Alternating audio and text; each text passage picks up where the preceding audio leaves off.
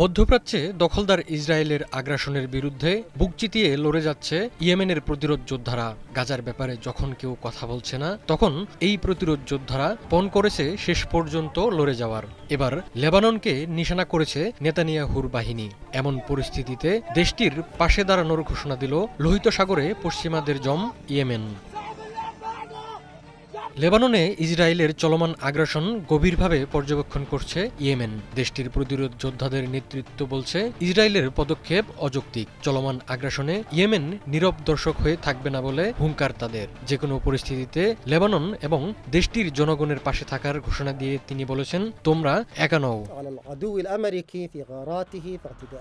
ইয়েমেনের প্রতিরোধ যোদ্ধাদের নেতা স্পষ্ট করে বলেছেন, ইসরায়েল যদি লেবাননে আক্রমণ অব্যাহত রাখে তবে তারা এর বিরুদ্ধে প্রতিরোধ গড়ে তুলবে এবং প্রয়োজনীয় পদক্ষেপ নেবে। ইসরায়েলি